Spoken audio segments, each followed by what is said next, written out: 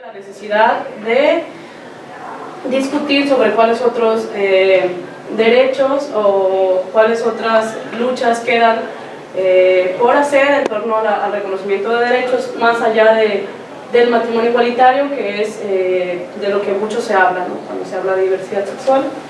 Entonces el día de hoy Sinayini nos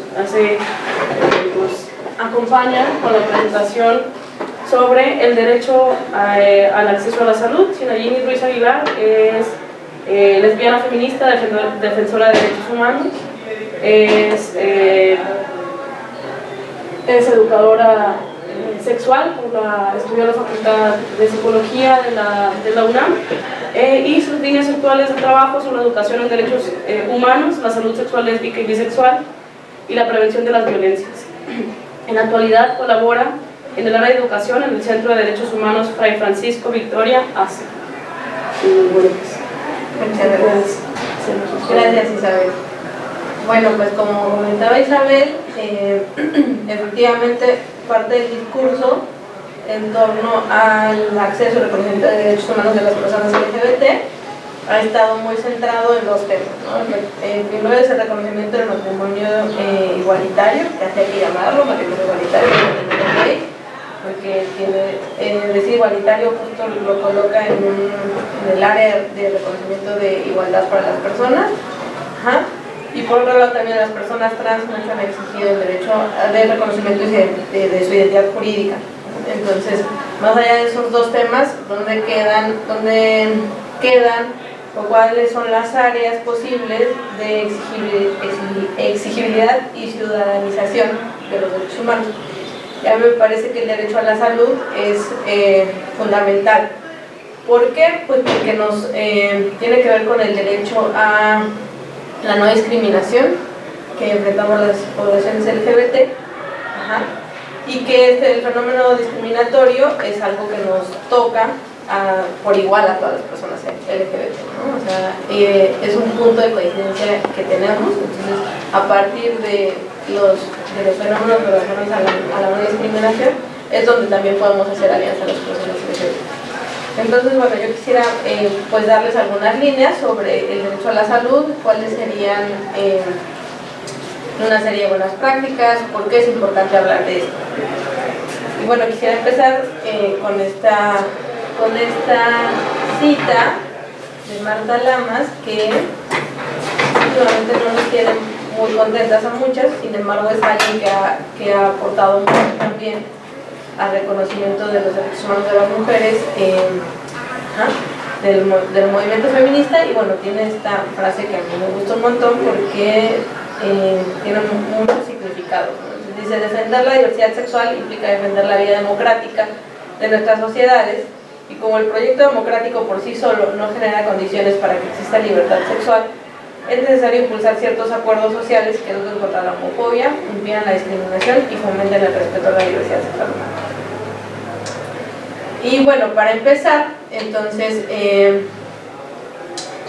pues antes de hablar de qué pasa con el derecho a la salud, pues hablemos en general con qué pasa con las personas LGBT, ¿no? Entonces, tenemos un montón de falsas creencias, de mitos que están altamente divulgados, transmitidos en medios, en los distintos formas de socialización, en la familia, en las escuelas, por todos lados están.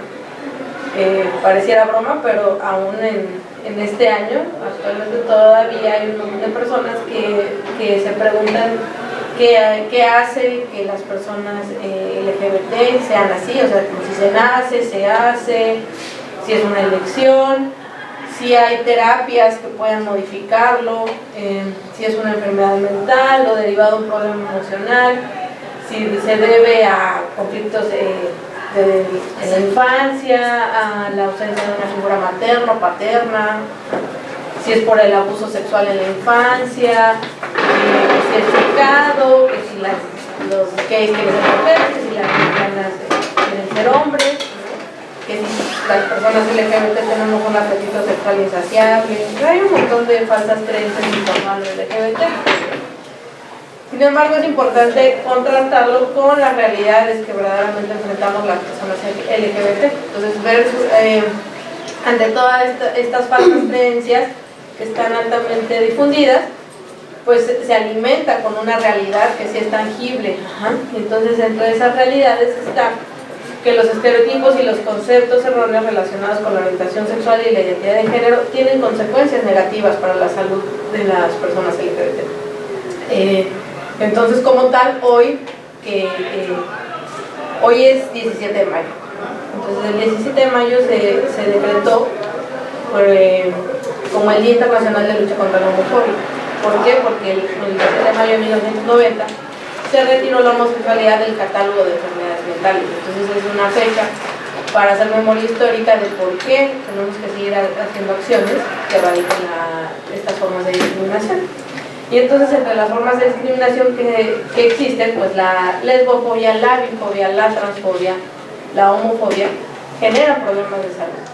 O sea, hay una relación íntima entre estas formas de discriminación y la salud de las personas LGBT. Entonces, como tal, pues también hace falta investigación en temas de salud, de por qué, de cómo estos efectos de la homofobia inciden en nosotros. También otra realidad es que las necesidades de salud cambian de acuerdo al ciclo vital. Eso va con cualquier persona, ¿no? Pero las personas LGBT vamos a tener también especificidades, ¿no? O sea, no es lo mismo un adolescente gay, una mujer adulta bisexual, o un hombre trans adulto mayor, ¿no? O sea, va a tener necesidades específicas. Y eso también hay que tomarlo en cuenta, ¿no? Porque de pronto también en el discurso dominante, pues nada más pensamos a las personas LGBT como jóvenes, ¿no? Así como delgadas, así como nos las ponen en los medios, ¿no? Cuando pues venimos de todos tamaños, de todas formas y de todas edades. Y esto que les decía, que como las poblaciones LGBT van a vivir en sus cuerpos los efectos de las fobias, y cómo entonces eso va a generar mayor prevalencia en ciertas condiciones de salud. Salud mental es una que es fundamental, ¿ok? Entonces, ya dijimos y nos hemos dicho muchas veces, la homofobia es el problema, no la homosexualidad, ¿no? Y entonces la homofobia, la bifobia, la transfobia, la lesbofobia van a incidir en la salud mental de las personas. Entonces no es que tengamos un problema mental, ¿no? Sino que justamente las condiciones sociales, la discriminación, provocan depresión, ¿no? Provocan malestar general, provocan ansiedad, ¿no? Cuando yo no me siento en la posibilidad de mi trabajo hablar abiertamente sobre que soy lesbiana, pues claro que eso va a afectar mi salud. Si yo no puedo hablar con mi familia sobre que soy bisexual, eso va a afectar mi salud mental. Entonces, insisto, el problema es la discriminación. Entonces, esto tiene que ver con salud mental, ¿okay? Hay que ponerlo muy ahí, porque actualmente los discursos que dicen que pueden modificar la orientación sexual o la identidad de género siguen anclándose en el tema de salud mental. Entonces es muy importante hablar sobre salud mental en los adolescentes. Abuso de sustancias. Esta es otra cosa que es muy importante. Desafortunadamente, las personas LGBT tenemos altos índices de sustancias. Bueno, en general, México es un país altamente consumidor. O sea, en todo el país tenemos problemas de adicciones muy severos. Sí, o sea, la gente toma mucho alcohol, consume mucho drogas. Más allá del tema moral sobre los consumos, hay que reconocer por qué las personas consumen y cuáles son los mecanismos para reducir los riesgos ante esas formas de consumo. ¿Por qué las personas LGBT consumen mucho? ¿Por qué? Pues porque los espacios de socialización para lo LGBT están muy mediados por la fiesta. O sea, para que yo pueda conocer a alguien, pueda salir y no sé, como encontrar a amigos o novios, novias, es en bares, en fiestas. Entonces, esos son ambientes que benefician el consumo, ¿okay? Pero por otro lado también ya dijimos que hay mucha discriminación, mucha homofobia. Eso genera un estigma interno que hace que también los consumos sean altos, ¿okay? Bueno, también es importante hablar de las ITS, de las poblaciones LGBT, esto es algo fundamental, ¿no? Entonces, siempre que hablemos de salud, es también muy importante hablar de ITS. Vamos a tener un taller al ratito para hablar sobre temas de salud, entonces así ojalá que se queden en detalle también. Hay ciertas formas de cáncer específicas que también son más comunes en las personas LGBT, y eso también hay que tomarlo en cuenta. Por ejemplo, las lesbianas somos el grupo poblacional con mayor probabilidad de desarrollar cáncer de mama. Ese es un fenómeno internacional.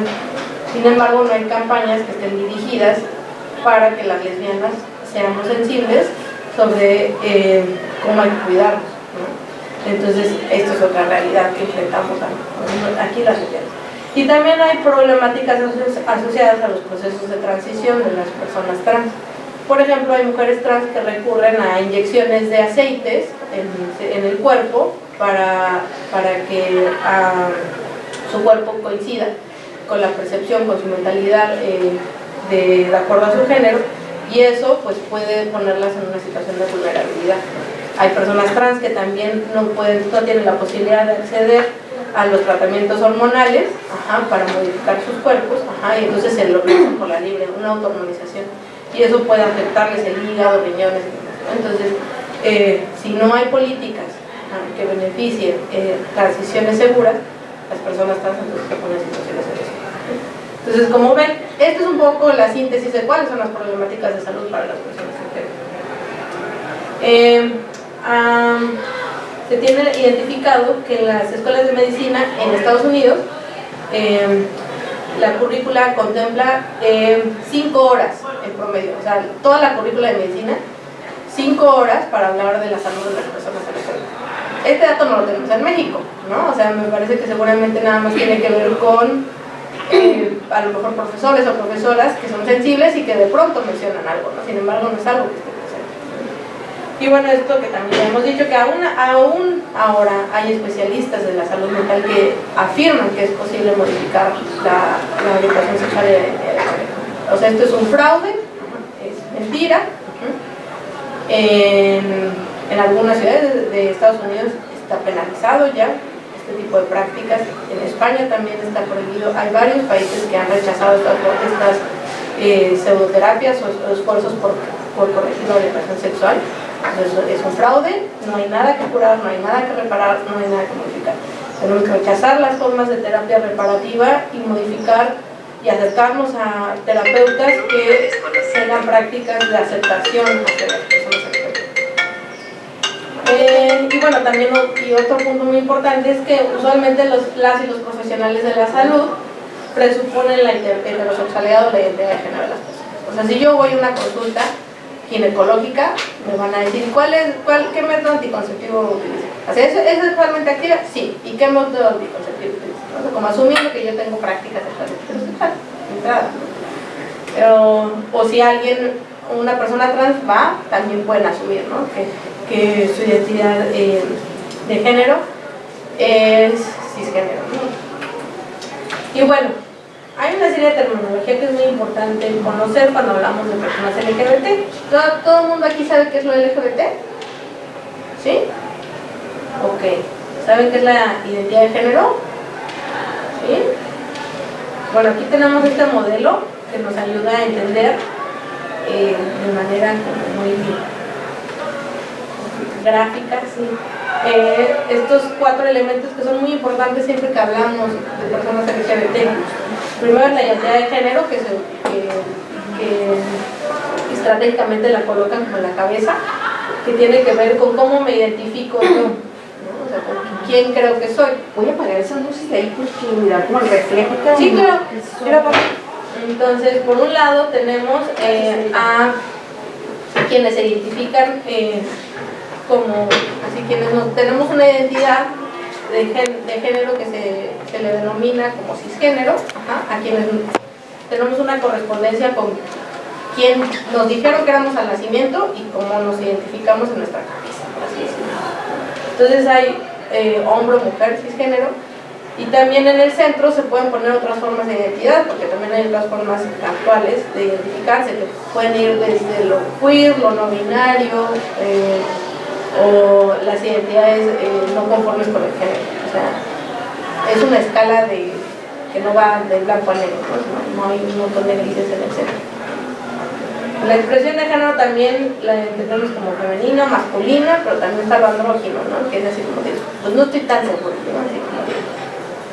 como la cantante del PRI que está de moda, ¿no? Que hay que lo ven y dice, no sé para dónde se va.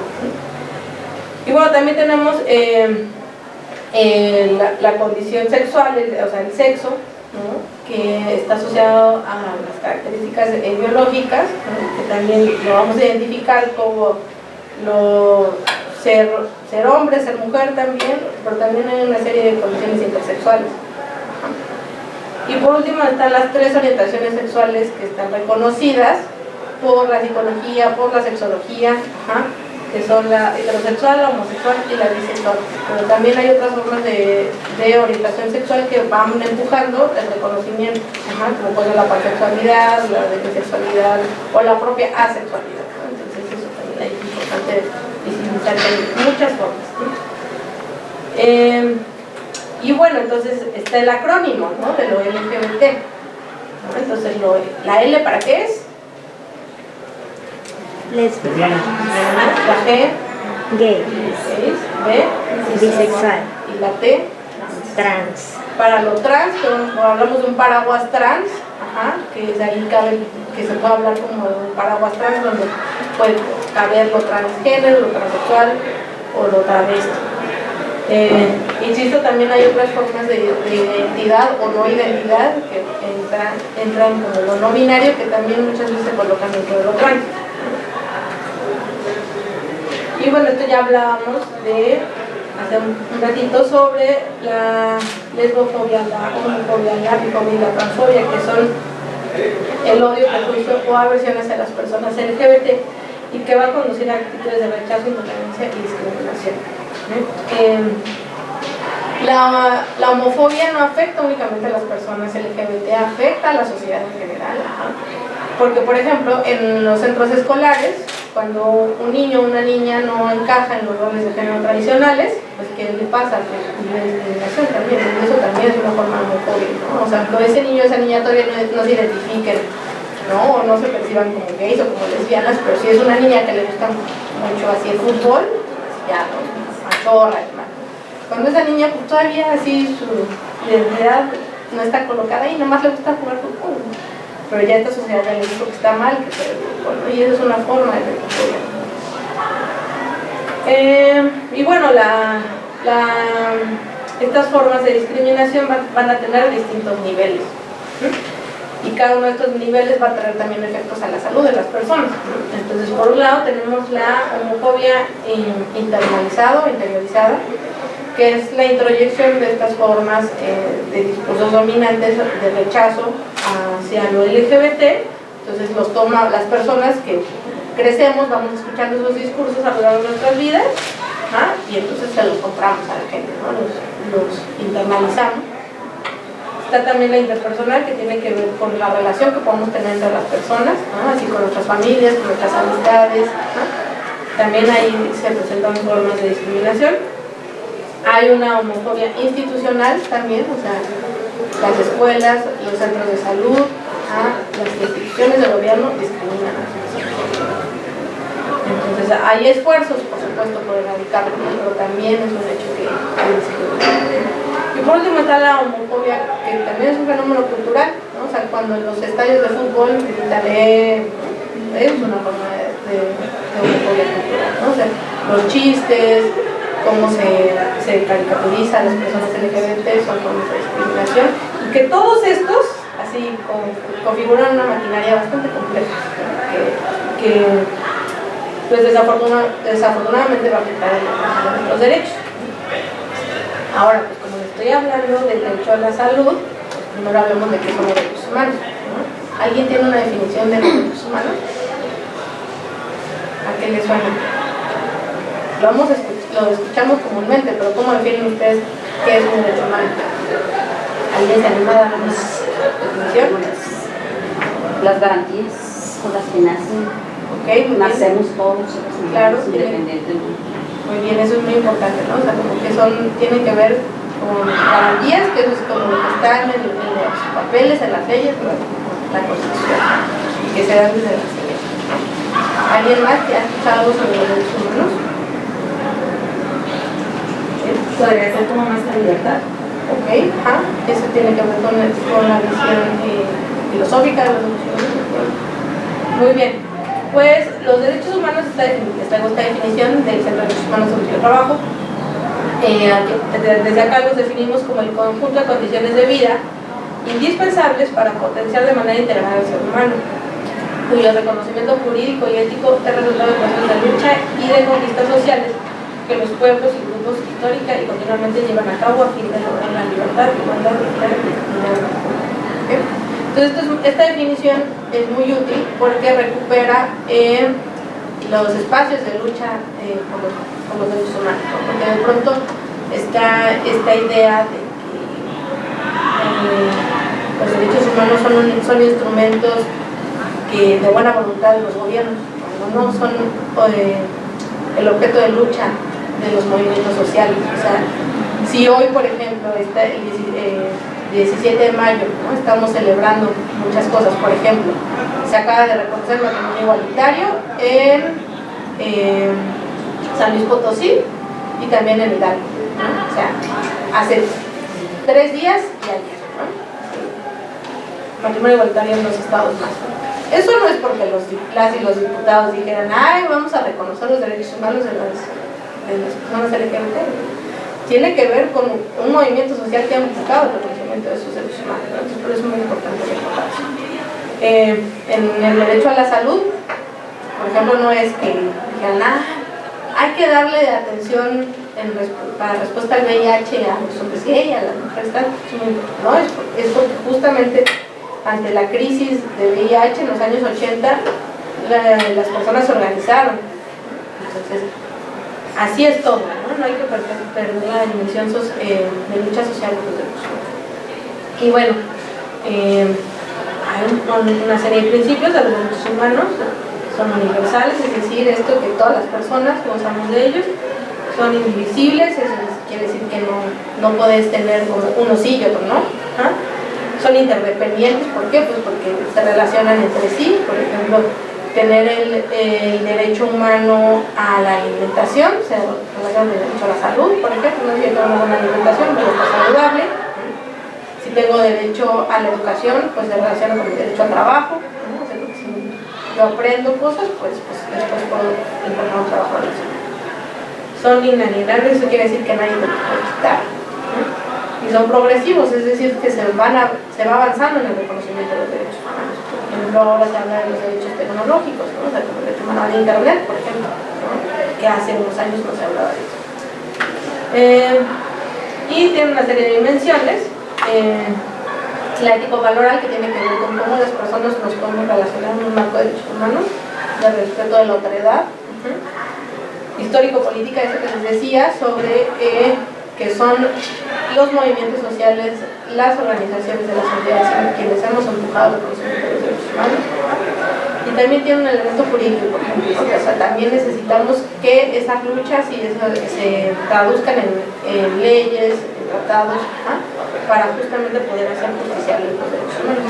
Quiere decir que lo reclamemos. Y esto que ya les decía, pues los derechos humanos se encuentran reconocidos en un montón de instrumentos. Están declaraciones, convenciones, pactos, tratados. ¿Cuáles conocen ustedes? Cuando íbamos en la primaria siempre nos hablaban de cuál.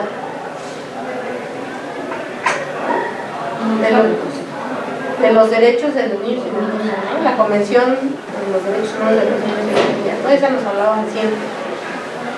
Y hay un montón, es esta crítica que siempre hacemos al Estado mexicano, que en papel el Estado mexicano reconoce todos los derechos, así como todas las convenciones, todos los tratados, todos van y los firman, ¿cómo no? Sí, claro que sí, pero ya después hay un proceso interno para adoptar esas convenciones, entonces tiene que pasar por el Senado y demás, y entonces ahí se puede quedar atoradísimo.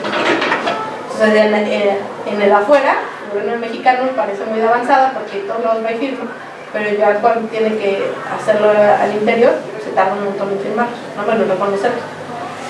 Entonces están todas estas declaraciones, está la Constitución, que también es muy importante, pero además en junio de 2011 tuvimos una reforma de la Constitución Antes lo más importante, así jerárquicamente, era la Constitución, y ya luego quedaban por abajo las declaraciones, convenciones y demás, pero con esta reforma de 2011 ya se ponen a la par. O sea, ya es tan importante una convención de derechos humanos como la Constitución, es lo que se conoce como el principio pro persona. O sea, eso en principio quiere decir que se tiene que tomar el estándar que beneficia a la persona, no tanto lo que dice la Constitución. Y bueno, hay una serie de leyes y normas también que hablan sobre los derechos humanos, ¿no? Porque es una cascada, ¿no? Primero están las normas, los tratados, las constituciones, pero lo tenemos que aterrizar hasta leyes, reglamentos, para ya llevarlo a la vida más cotidiana de las personas. Y bueno, en el derecho a la salud, ¿qué es? ¿Cómo vamos a entender el derecho a la salud? La Organización Mundial de la Salud la define como el goce del grado máximo de salud que puede lograr un ser humano. Estas son definiciones que decimos así, de pronto las escuchamos y decimos, ay, así, están muy utópicas, ¿no? Pero los derechos humanos siempre tenemos que poner como el grado más alto, ¿no? Porque también orientan, o sea, como hacia allá queremos ir, o sea, todavía no vamos a tener eso, pero es hacia acá tenemos que ir. Entonces, el derecho a la salud incluye atención sanitaria oportuna, aceptable, asequible y de calidad. Y entonces los estados tienen que generar las condiciones para que esto suceda. Y también se reconoce la Organización Mundial de la Salud que hay grupos vulnerables y marginados por la sociedad, y entonces que a esos grupos que están vulnerabilizados hay que tomar en cuenta acciones afirmativas para disminuir esa brecha para que accedan a los derechos, ¿no? Entonces las personas LGBT tenemos una brecha grande, entonces el Estado mexicano tiene que tomar las acciones para disminuir. ¿Cuál es el problema?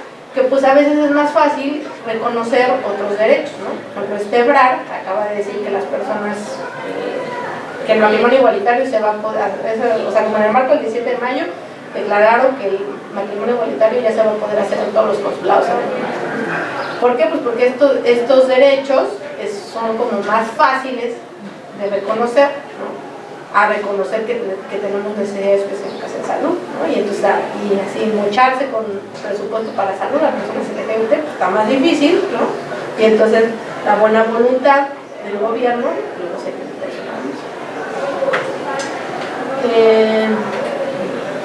Y esto, ¿no? Que la salud no es nada más la ausencia de enfermedad, ¿no? Por aquí hay alguien de ciencias médicas, ¿no? Bueno, siempre hablamos de salud en términos de, no de la ausencia de enfermedad, sino de un complejo sistema de bienestar, ¿no? Que tiene que ver con lo mental, lo físico, pero también lo social, ¿no? O sea, como hay una serie de determinantes sociales de la salud, ¿no? Que hay que atender, ¿no? Y entonces ahí ya se nos cruza el medio ambiente, la alimentación, ¿no? El acceso a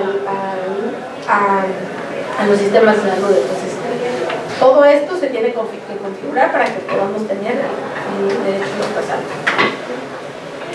Y esto que también ya hablábamos, que la salud se mira como un derecho llave, porque de hecho llave es una metáfora, ¿no? Como si yo tengo derecho a la salud, así lo utilizo como llave para abrir otros derechos, ¿no? O sea, si yo soy una persona saludable, pues entonces puedo ir a ejercer mi derecho al trabajo, puedo ejercer mi derecho a la ciudadanía, mis derechos civiles, políticos, todo, ¿no? Porque cuando una persona está enferma, pues no puede, ¿no? Entonces, por eso se mira la salud como un derecho llave. Y bueno, ya veíamos que entonces está en un montón de tratados. En la Declaración Universal de los Derechos Humanos está en el artículo 25. Esto que hablábamos de qué tratados lo reconocen, pues la CEDAW, que es la Conferencia para Erradicar la Discriminación contra las Mujeres, también habla del derecho a la salud de las mujeres. El PIDES, que es el Protocolo de Derechos Económicos, Sociales y Culturales, también habla del derecho a la salud. En la Conferencia Internacional sobre Población y Desarrollo de 1994 también habla del derecho a la salud. Todos estos son instrumentos que el Estado mexicano ha firmado y que ya ha reconocido, y en ellos se habla del derecho a la salud. Y bueno, el artículo 4 de la Constitución también garantiza el derecho a la salud. Bueno, y a todo esto ya hablamos del derecho a la salud. Y habrá quien diga, bueno, pero es que pues el derecho a la salud ahí está, ¿no? de, pues ahí está el IMSS, está el ISSSTE, el Seguro Popular, con la nota al pie de que sabemos también las graves carencias de los sistemas de salud de Latinoamérica, ¿no? Entonces están pues así como rebasados los sistemas de salud en general, ¿no? O sea, ya digamos, no, pues no es por ser LGBT, es por ser persona ya, ¿no? A todo el mundo nos toca difícil, ¿no? Entonces, así de, no es por la identidad, sino que en general son sistemas de salud que están pues mal, ¿no? Pero ya veíamos que en específico las personas LGBT pues sí tienen unas problemáticas de salud que hay que atender, que hay que tomar en cuenta, y como grupo vulnerabilizado, entonces hay que escuchar y ver esas necesidades para disminuir la brecha. Entonces, ya veíamos esto, que hay como una serie de determinantes sociales de la salud para las personas LGBT. Hay un montón de obstáculos y vacíos legales, prejuicios sociales y religiosos. Hay muchos profesionales de la salud que son insensibles ante las necesidades. Y esto que ya también les mencionaba, en 1973 la Asociación Psiquiátrica Americana eliminó la homosexualidad de su manual diagnóstico de enfermedades de salud mental, que es el DSM. El 17 de mayo de 92 la OMS retiró la homosexualidad de su catálogo de enfermedades mentales, y apenas en 2018 la Organización también Mundial de la Salud, en su clasificación internacional de enfermedades, retiró la transexualidad de los trastornos de salud mental. Lo dejaron, estaba antes en trastornos de la personalidad y el comportamiento, y ahora movieron la transexualidad hacia condiciones relativas a la salud sexual. Las personas trans tienen un reto bien específico con los temas de psiquiatría y salud mental. ¿Por qué? Pues porque a diferencia de las personas LGB, para que las personas trans puedan tener acceso a los tratamientos médicos para reconocimiento de su identidad, pasa por el tamiz de la psiquiatría. Entonces, la lucha de las personas trans era porque se les despatologizar, o sea, no colocar la transexualidad dentro de una idea de falta de salud mental, y tener una relación como más cordial y más de acompañamiento de los procedimientos médicos, que respeten su identidad, que respeten la toma de decisiones, ¿no? Porque, por ejemplo, no todas las personas trans quieren modificaciones en su cuerpo, no todas las personas trans quieren hormonizarse. Entonces hay profesionales de la salud mental que a fuerza los quieren hormonizar, ¿no? Para que se identifiquen como trans, o que a fuerzas tienen que caber en los roles de género como muy tradicionales, ¿no? Entonces las personas trans viven en una tensión, ¿no? Como los grupos trans que pugnan por sus derechos viven en una tensión con lo psiquiátrico. Entonces aquí este esfuerzo de la Organización Mundial de la Salud pues fue descolocarlo de lo patologizado, pero aún reconociendo que las personas trans sí tienen una relación íntima con la psiquiatría, ¿no? Pero que tiene que ser desde otro lugar, no de superioridad, sino de acompañamiento, más horizontal. Y bueno, estos tres hechos son fundamentales para el reconocimiento del derecho a la salud de las personas LGBT. Pero miren, vean cuántos años pasaron, del 92 al 2018, ¿son qué? ¿27? No, 29, no sé, bueno, casi 30 años pasaron. O sea, hace casi 30 años las personas lesbianas, gays y bisexuales ya dijeron no tienen problemas de salud mental, así como está bien que sean así, como elemento de justicia social, dijeron que no, también, pero las personas trans apenas, ¿no? O sea, el año pasado. Y en el DSM, que desde los 70 ya dijo que la homosexualidad no es una salud mental, en el DSM-5 todavía sí está patologizado lo trans. O sea, como se avanzó en una de estos instrumentos, pero en el otro no tanto, ¿no? Entonces las personas trans todavía tienen esa. Y bueno, una de las principales razones para que las personas LGBT no asistan a servicios de salud es por el temor a la discriminación. Y no hablo de, más bien, y puedo hablar de temor a asistir por una gripa, ¿no? Que puede ser algo muy fundamental, así muy sencillito, que no cruza con la sexualidad. Pero ¿qué pasa cuando ya queremos acceder a servicios relacionados con la salud sexual? Todavía se pone más complicado. Pero entonces, vivimos temor mucho temor a vivir discriminación.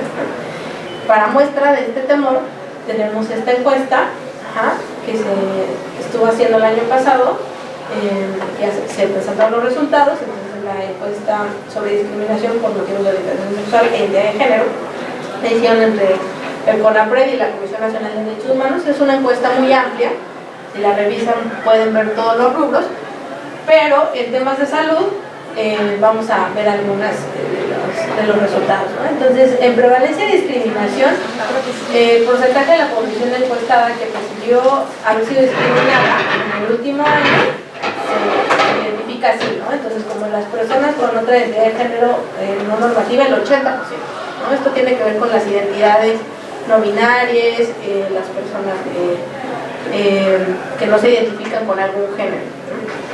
Entonces, y que es de las poblaciones como más invisibilizadas, ¿no? Entonces esta es la que se autopercibe como más discriminada. Pero vean, son índices súper altos, ¿no? De acuerdo a esta encuesta, ¿no? Esta encuesta ya fue realizada directamente con personas LGBT, ¿no? Se hizo por internet, ¿no? Entonces esto es la voz de personas LGBT y que vean cómo contrasta con la ENADIS, que la ENADIS es una encuesta que se realizó hace ya bastantes años, en 2010 me parece, es la encuesta nacional de discriminación. Es una encuesta de percepción que se hizo con población en general sobre grupos discriminados, y entonces esa encuesta general decía que a las personas LGBT se les discrimina, o sea, el 20% opinó que se les discriminaba. Entonces la población en general tiene la idea de que nada más se nos discrimina, así que no se nos discrimina tanto, ¿no? El 20% estuvo de acuerdo. Y vean, contrástenlo con la realidad ya de muchas de las personas LGBT. O sea, son niveles de discriminación altísimos. Negación de derechos. Entonces aquí, en primer lugar, tenemos a las mujeres trans. Insisto, también las personas trans tienen muchísimas dificultades para el reconocimiento de sus derechos. Queda muy evidente cómo mujeres trans y hombres trans son quienes están en primer lugar. Y aquí ya tenemos la de situaciones con atención médica. Entonces, ahí de nuevo, quienes se quedan más altos son las personas trans. ¿Por qué? Porque a las personas trans se les tienen psiquiatrizadas, medicalizadas. O sea, como lo trans sigue siendo muy malentendido, o sea, como que las lesbianas, los gays y las bisexuales ya hemos avanzado, ¿no? Porque ya dijimos que tenemos 30 años de avance. Pero lo trans todavía vive muchísimo más discriminación. Vean, es muy alto. Y aquí algunas de las situaciones en la atención médica que reportamos las personas LGBT que hemos experimentado. Entonces, el 76.7% reportamos que se sintieron incómodos durante la consulta médica. O sea, como si 7 de cada 10 personas, ¿no?, se sienten incómodas en consulta médica. O sea, que es altísimo, súper alto. Tuvo que ocultar su orientación sexual o su identidad de género casi la mitad, 49%. No dieron el servicio o tratamiento adecuado, 38%. Malos tratos, humillaciones, 32%. Minimizado el padecimiento, 29%. Se sugirió curar la condición, el 15%. En otro están todas esas, ¿no? Actitudes violentas, usar pronombres incorrectos. Usar pronombres incorrectos es que cuando acude una persona trans, tiene toda la apariencia de acuerdo a su identidad de género, como una mujer trans que va maquillada, con una falda y demás, pero la persona la lee como una persona trans y le habla. Cuando es evidente que se identifica como una mujer, ¿no? El personal médico, desde su superioridad moral, va y le dice una identidad correcta. Decir que su orientación sexual y identidad de género es una enfermedad, no querer establecer contacto físico para la auscultación. Esto es algo que es muy común, por ejemplo, y que ha habido inclusive denuncias de personas que viven con VIH, ¿no? Entonces, que hay médicos, imagínense qué vergüenza, ¿no?, que profesionales de la salud no entiendan cuáles son las formas de transmisión del VIH y que bajo ese argumento no quieren revisar a las personas. No reconocer la identidad de género por orientación sexual reportado por la paciente, o decir que su sufragio es un castigo de Dios, que tiene la maternidad, pedir sexo en el consultorio, o sea, hasta acoso, ¿no? Entonces, vean, esta es la situación del acceso a la salud de las personas LGBT en México. Son datos del año pasado. Entonces, por eso insisto, este es un área que tenemos que poner atención, ¿no? O sea, si el matrimonio igualitario está padre, ¿no? Porque hacemos fiestas. Luego nos divorciamos, pero esto es muy grave. Entonces, e insisto, yo sé que todos los sistemas de salud están quebrados, ¿no? O sea, que no es... Pero las personas heterosexuales no experimentan esto. O sea, igual también las hacen esperar, no les dan los medicamentos, les dicen, regresen, pero a las personas LGBT nos toca todo eso, más esto. ¿Ok? Y ya. Sí, bueno. Ok. Bueno, vamos a ir cerrando. Me voy a saltar esto. Que bueno, que en general necesitamos profesionales de la salud que desarrollen saberes, competencias, actitudes profesionales ante las personas LGBT, que se comprometan con generar consultorios libres de discriminación, que acompañen, brinden información correcta y que creen las mejores condiciones posibles para las personas LGBT. Perdón que me salte, pero ya me tomé un tiempo. Y bueno, como última invitación, les hago pues sí, la invitación a que revisen que es el protocolo para el acceso sin discriminación a la prestación de servicios de atención médica de las personas lésbico, gay, bisexual, transexual, travesti e intersexual, guías de atención especial. Entonces, este es un documento que estuvimos trabajando en varias organizaciones de la sociedad civil, de la mano de la Secretaría de Salud, para atender la salud de las personas LGBT. Fue un trabajo de mucho cabildeo y de mucha negociación con la Secretaría de Salud del gobierno de Peña Nieto. ¿Por qué? Pues porque cuando les dijimos, oiga, necesitamos así que se reconozca nuestro derecho a la salud y las necesidades específicas que tenemos, ¿no? Así de vamos a tener una reunión con la Secretaría de Salud. La Secretaría de Salud dijo, bueno, está bien, vamos a reunirnos. Fuimos a CONAPRED, ¿no? Al Consejo Nacional para la Prevención y la Discriminación, que nos ayudó a mediar. Llegamos a esas reuniones con la gente de la Secretaría de Salud y a todo lo que les decíamos es que fíjese que a las personas LGBT nos pasa esto y esto y esto, y entonces nos decían, pues sí, pero pues ahí están los servicios de salud, ¿no? Y entonces fue una labor de educación verdaderamente con los funcionarios de alto nivel de la Secretaría de Salud para decirles, de verdad la pasamos mal, no necesitamos que nos atiendan en esto y en esto. Y después de un proceso muy largo logramos sacar esta guía. Entonces aquí en esta guía están cada una de las guías de atención especial para cada uno de los grupos poblacionales. Entonces si un día tienen curiosidad de cuáles son los puntos en la atención que tendría que tener su consulta médica y sus servicios de salud, aquí están muy especificados. Pues muchas gracias por su atención. Ahí por correo, si algún comentario. Como les decía,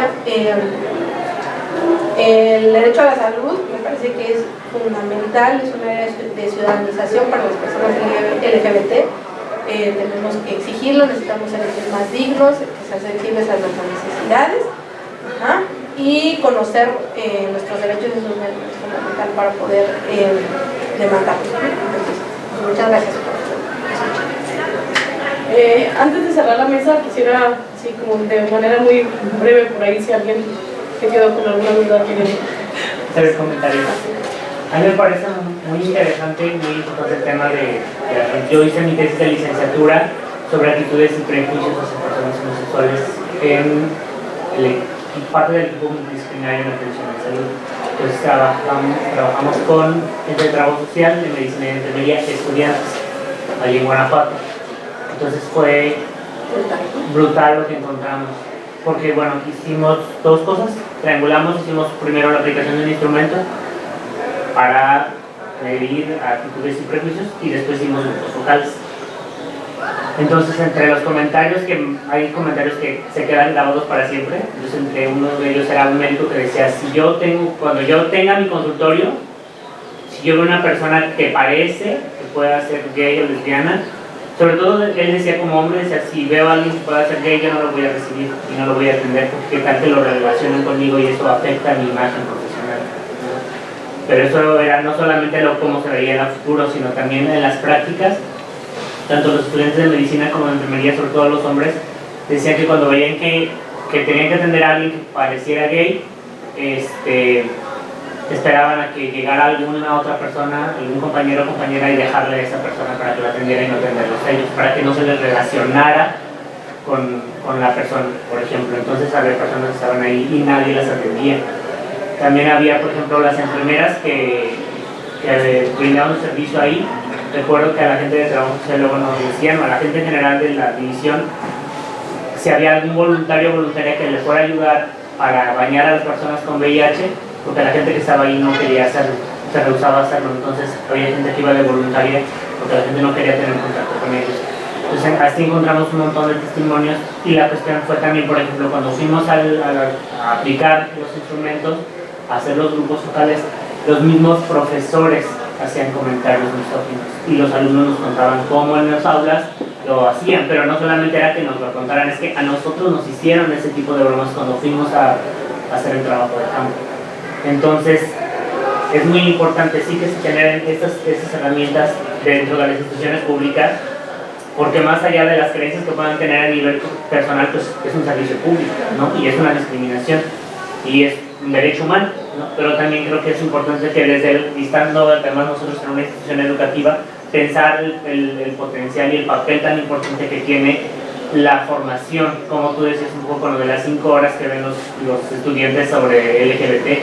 O sea, los alumnos decían, nosotros no vemos nada de eso durante nuestra formación, absolutamente, y si lo vemos, pues es a partir de estos chistes. O sea, de esos comentarios a lo mejor lo ven, pero no es de una manera positiva, no es de una manera propositiva o para desmitificar prejuicios y actitudes negativas, sino al contrario, para reforzarlos. Y entonces desde los mismos profesores se promueve que los estudiantes tengan ese tipo de actitudes y de comportamientos discriminatorios en sus prácticas, en su servicio y después pues, en su carrera profesional. Entonces me parece que es como que se tiene que atender de una manera integral. Entonces creo que también en las universidades queda ese hueco y creo que son muy pocas universidades que de verdad están haciéndolo. O aún, por ejemplo, lo que se está buscando, por ejemplo, transversalizar la perspectiva de género en las universidades. Algunas no se ponen una materia, algunas han buscado ya ir más allá y poner como políticas, pero creo que todavía muchas de ellas están pensadas en términos muy heteronormativos y cisgenéricos, ¿no? Entonces la población LGBT sigue quedando atrás a la hora de que se generen esas políticas al interior de las universidades. Y pues en este tipo de temas o hay áreas también específicas, por ejemplo, cómo tienen que formarse la gente que está estudiando áreas asociadas a la salud o a las humanidades o a las ciencias sociales en torno a estos temas, independientemente que no sea, digamos, que tu área de situación es algo que debes tener como background en todas las áreas.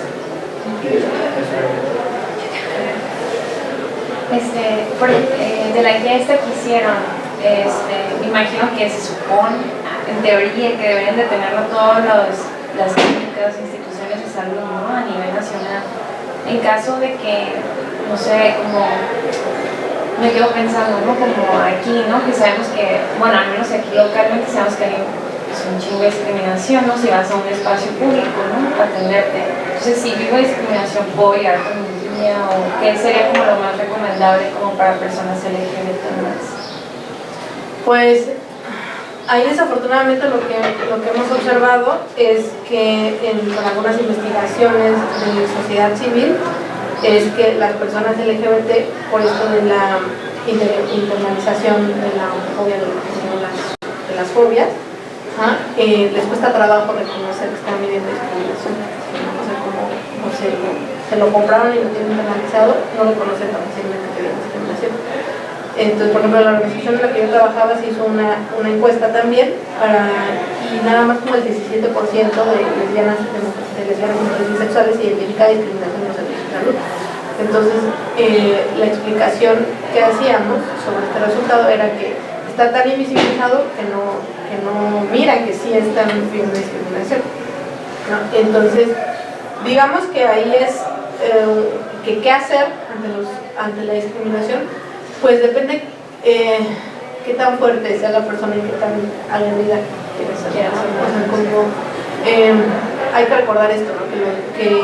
que ante las violaciones a los derechos humanos las realizan las personas que son servidoras públicas. Si es un servicio privado de salud, ¿no? Ahí se puede mediar desde otro lugar, como la CONAMED, no sé si aquí hay un consejo sobre discriminación. Hay consejos estatales. O sea, tendría que haber un consejo estatal contra la discriminación en cada lugar, derivado de la ley nacional para la discriminación, pues no en todos los lados, aquí no sé la situación en específico, pero entonces ahí se puede ver, pero si no hay un consejo estatal, es directo con CONAPRED, ¿no?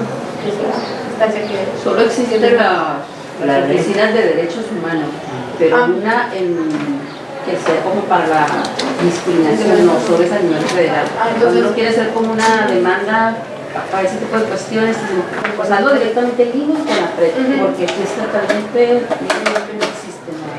Sí, entonces ahí es con CONAPRED.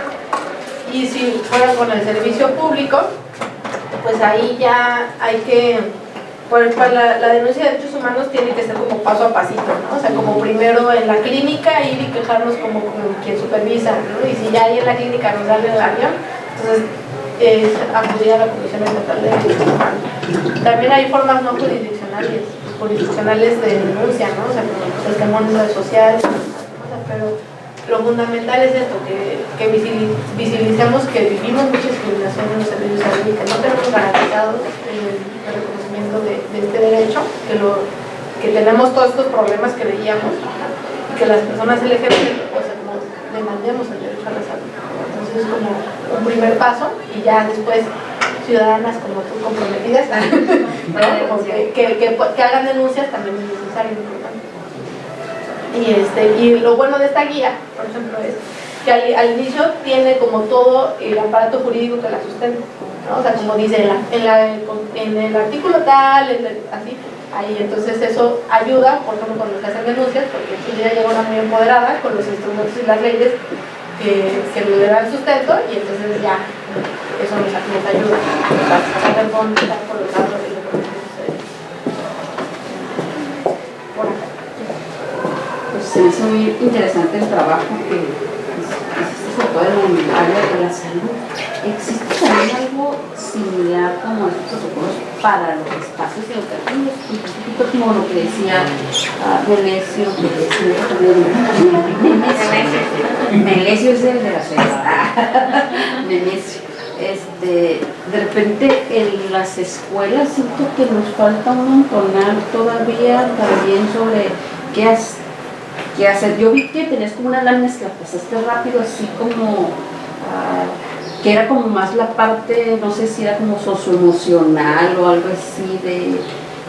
¿Por qué digo eso? Porque a mí, pues bueno, estoy en la escuela de pedagogía y en pedagogía pues siempre estamos, creo yo, o sea, siendo la escuela de pedagogía, estos temas no se tocan, o sea, apenas, como dicen los maestros, hemos como empezado a meter ciertos temas, pero no están como en las cartas, no hay actividades, o sea, ustedes pueden ver ahorita mismo la convocatoria, o sea, no está la gente aquí presente, que creo yo que salud y maestros deben de haber estado para hacer lo mismo, pues conocer, ¿verdad? Porque yo me creo que yo soy ignorante, no sé, es que yo no sé, incluso se me revuelven a veces todos los conceptos que tienen que ver y ahí intento entenderlos algunos, pero sí, no sé si pudieras como poner como esas láminas que son como... Esas van dirigidas a cuáles serían las buenas prácticas en la atención a la salud. Ajá, pero podría como hacerse como un similar... Pues es que en eso comenta sobre es que el derecho a la educación es otro, ¿no? Es todo un tema también, y ahí también se ha observado que las personas LGBT tenemos un montón de retos. Primero con las prácticas de acoso escolar y de discriminación, ¿no? Al interior de los centros educativos, independientemente de la edad, ¿no? O sea, eso es un fenómeno que se da desde la primaria hasta las universidades. También hay estudios que ya sobre las formas de acoso escolar. En varias organizaciones de la sociedad civil hicimos también un estudio y ahí también vimos que la discriminación que experimentamos las personas LGBT es súper grande. Si me mandas un correo, te lo puedo hacer llegar, ese estudio, que también ahí las personas trans son las que igual reportan mayores índices de discriminación. Entonces sí, efectivamente necesitamos que en la currícula, que los centros escolares, bueno, que la currícula en las universidades tomen en cuenta a las personas LGBT, y que también los centros escolares se comprometan, ¿no? Fuertemente de rechazar las formas de discriminación. Sí, porque creo que estamos como bien en el círculo de malas prácticas. Sí. Pero de repente tampoco sabemos cuáles son las buenas prácticas, entonces como que vamos haciendo lo que decíamos hace rato, lo que vamos escuchando, lo que vamos como reproduciendo nada más como todos estos prejuicios, estereotipos, pero tampoco está como esto tan parte de ver cuál sí es una buena práctica. Sí, si lo hago o no lo hago. Porque tiene algunos años que el bullying en México como que se supervisibilizó, ¿no? O sea, como que pues justamente por situaciones muy lamentables como inclusive muertes ha habido en algunos estados asociadas al bullying. Y entonces se habla mucho de bullying por raza, por apariencia física, por sexo. De todos los bullying se habla, ¿no? Menos del basado en orientación sexual de género. ¿Por qué? Pues porque cuando un niño o una niña experimenta acoso escolar por estos motivos, en las escuelas no saben qué hacer. O sea, cuando les toca bullying por esto, lo ven como un correctivo, así como de, no, pues sí está bien que le den ahí como su golpeadita para ver si se le quita el alcohol, ¿no? O sea, así lo ven, ¿no? A diferencia de cuando es, por ejemplo, por apariencia física, que si dicen, no, mira, trata bien a tu compañero. Cuando es por orientación sexual, el profesorado no sabe cómo actuar. Entonces sí es como otro tema que también hay que hablar. O sea, sí. Por ejemplo, digo, así como si en esta línea, por ejemplo, esta guía, o sea, tienen obligación en las escuelas públicas, no sé, como por ejemplo ciencias de la salud, medicina o algo así, de leérsela, o sea, sé que tienen como esta clase, ¿no? Donde se supone que tienen que hablar de ética y demás, pero pues, no sé, como... Pues, como obligación, pues no, ¿no? Pero justamente hay que seguir difundiéndolo.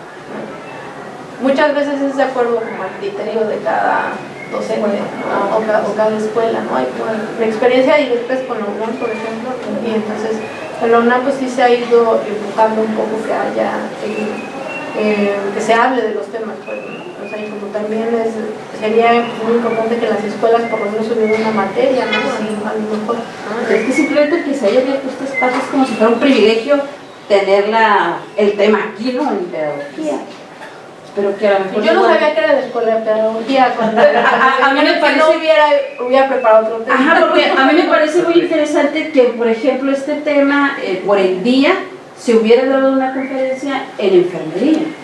Ahí está la facultad de enfermería, está la conferencia y hubiera estado, o sea, porque es el tema de la salud, que eso de que nosotros lo aprendamos también, pero es como que, pues somos de pedagogía. Educación para la salud. No, porque igual sí, o sea, no estoy diciendo, pues, está muy bien porque igual pues conocemos a qué se enfrentan cuando van al servicio de salud y todo, o sea, dirías tú, si uno va con miedo siempre, cuando uno va enfermo porque ya va vulnerable, de repente te enfrentas a esos poderes, las de las batas, que te tratan muy mal, pero con esta otra condición pues debe de ser mucho peor, pues. Si uno sale ahí todo miedoso y asustado y despersonalizado y no sé qué otras cosas, entonces en esta otra condición pues es más difícil. Bueno, pues no, sí se ha intentado hacer justo desde el Laboratorio de Género, desde el Instituto de Investigaciones Culturales, se ha intentado como ir haciendo, no sé, coaliciones o colaboraciones con otras facultades. Ojalá que el próximo año se pueda, pero ahora como... Bueno, pues mira, ahora ya sabemos. Pero bueno, nada, por el tiempo un poco sí quisiéramos que siguiera la charla, pero tenemos el taller. También para quienes quieran quedarse, es un taller dirigido a personas LGBT sobre... Pensado en la salud de personas LGBT, pero no es cual. Sí, bueno. Bueno, nada, entonces agradecer a Sinagini por compartirnos justo esta información que nos abre también ciertas posibilidades sobre cómo también nosotras como personas LGBT exigir estos derechos, ¿no? Entonces nada más leer la cosa oficial.